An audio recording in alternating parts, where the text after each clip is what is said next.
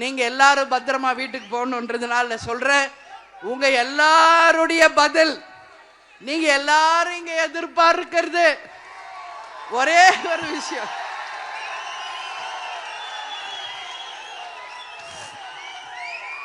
மேடையில் இருக்க எங்க மாவட்ட செயலாளர், நிர்வாகிகள், எங்கள் தொண்டர்களை விட பத்திரிகை நண்பர்கள் ரொம்ப ரொம்ப ஈகராக அதுக்காக வெயிட் பண்ணிட்டு இருக்கீங்க.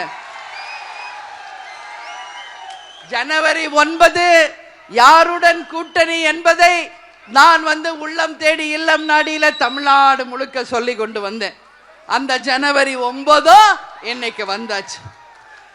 அதுக்கு தான் நான் சொல்றேன், நல்லா கேட்டுக்கங்க.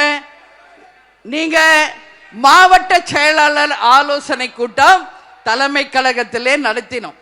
அவர்கள் அத்தனை பேரும் தங்கள் கருத்துக்களை ஒளிவு மறைவு இல்லாமல் நாம் யாருடன் கூட்டணி வைக்க வேண்டும் என்பதை அவர்களுடைய கருத்தோட உங்களுடைய ஆலோசனையாக வழங்கி இருக்கிறார்கள். அந்த கருத்து அது எல்லாமே நான் பார்த்துட்டேன். யாரெல்லாம் என்னெல்லாம் எழுதியிருக்கீங்க என்பதை நான் மட்டுமே தனியாக அமர்ந்து பார்த்தேன். விஜய் பிரபாகர் கூட சொன்னார், பார்த்தீங்களா, யாரோட கூட்டணி அமைக்க போறோம்னு. உங்களை மாதிரி நானும் வெயிட் பண்ணிக்கிட்டு இருக்கேன். மகனாக இருக்கிறதுனால மட்டும் அவரிடம் கட்சியின் ரகசியங்களை என்னைக்குமே சொல்லாமல் ஒரு நேர்மையான ஒரு பொதுச் செயலாளர் தான் நான் இருப்பேன். இன்னைக்கு அதுல கருத்து என்ன தெரியுமா? யாரோட கூட்டணி நாம் வைக்க வேண்டும் என்ற முடிவை எடுத்து விட்டாச்சு.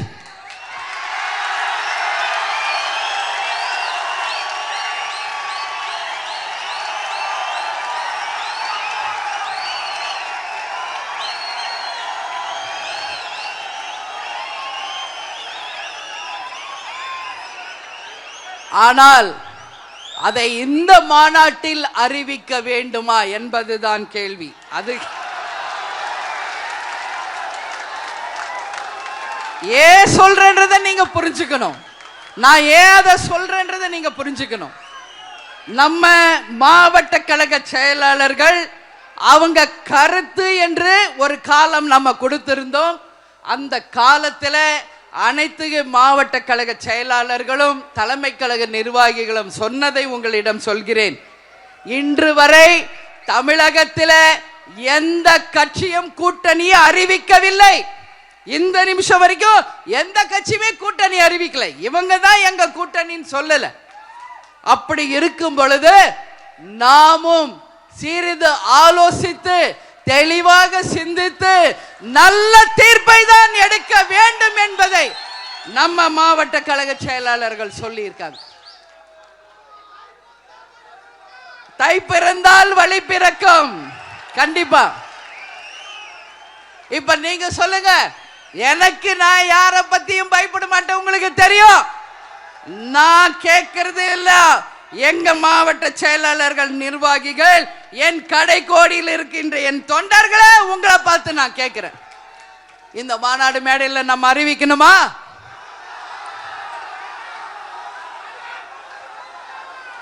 அறிவிக்கணுமா? அறிவிக்கணுமா?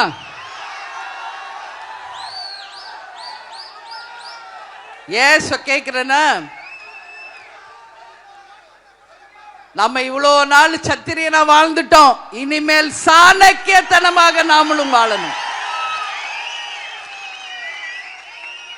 இன்னைக்கு ஆண்ட கட்சியும் ஆளுங்கட்சியுமே யாரெல்லாம் கூட்டணி என்று அறிவிக்காத போது, அந்த கூட்டணியில யார் யார் அங்கம் வகித்து இருக்கிறார்கள் என்று சொல்லாத போது, மத்திய மாநில ஆட்சியில் இருப்பவர்கள் சொல்லாத போது, நாம மட்டும் எதற்காக முந்திரி கொட்ட மாதிரி அவசரப்படணும்? நாமும் நின்று நிதானமா யோசிச்சு அடிப்போம்.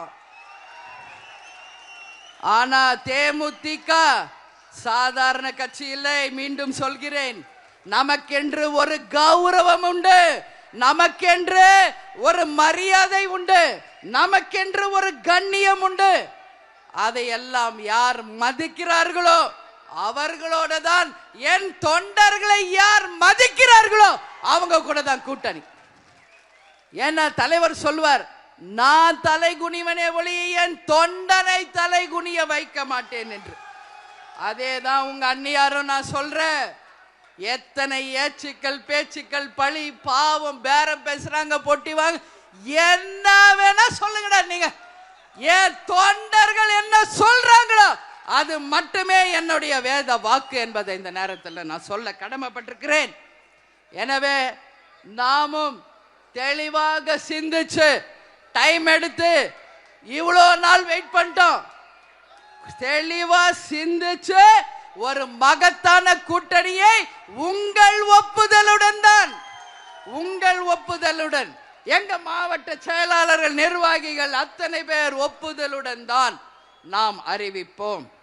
ஆனா நாம் யாருடன் கூட்டணி வைக்கிறோமோ அவங்க தான் ஆட்சி அமைப்பாங்க. அவங்க தான் நிச்சயம் நம்மளுடைய கூட்டணியில இருப்பவங்க தான் ஆட்சி அமைப்பாங்க. அது மட்டும் புரிஞ்சுக்க. அதனால கொஞ்ச நாள் வெயிட் பண்ணுவோம். தை பிறந்தால் வழி பிறக்கும். அதனால நல்ல வழி நம்ம கேப்டன் நமக்கு காமிப்பார். அதனால உங்க எல்லாருக்குமே அண்ணி என்ன சொல்ல போறாங்க என்ற ஆவலோடு வந்த உங்கள் அனைவருக்கும் என்னுடைய உரை திருப்தியா இருக்கா? ஓகேவா? பொறுமையா முடிவெடுக்கலாமா? தை பிறந்தா வழி பிறக்குமா? வெற்றி ஒன்றுதான் நம்ம இலக்கு. அவசரப்படுற கட்சி நம்ம கிடையாது. இனிமே வெற்றி தான் இனிமே நம்ம கொள்கை. வெற்றி ஒன்றே உறுதி. ஆனா யாருடன் கூட்டணி அமைக்க வேண்டும் என்பதை கேப்டன் எனக்கும் மாவட்ட செயலாளர் எனக்கு காமிச்சிட்டாங்க. ஆனால் நிச்சயமாக கொஞ்சம் காலம் பொறுத்திருந்து நமக்கு உரிய இடங்களும் நமக்குரிய தொகுதிகளையும் உரிய முறையில பெற்று என் கடைகோடி தொண்டனும் தலை நிமிர்ந்து நடக்கக்கூடிய அளவு ஒரு மகத்தான கூட்டணியை நிச்சயமாக நாம் அமைப்போம் என்று சொல்லி நீங்கள் அனைவரும் பத்திரமா வீடு போய் சேரணும். கேப்டன் சொல்ற மாதிரி சொல்றேன், பத்திரமா வீடு போய் சேரணும். நான் தூங்க மாட்டேன். நிச்சயமா இது உண்மை. பிளே ஸ்டோர் மற்றும் ஆப் ஸ்டோரில் இருந்து பாலிமர் செயலியை QR கோடு மூலம் பதிவிறக்கம் செய்யுங்கள். செய்திகளை உடனுக்குடன் பெறுங்கள்.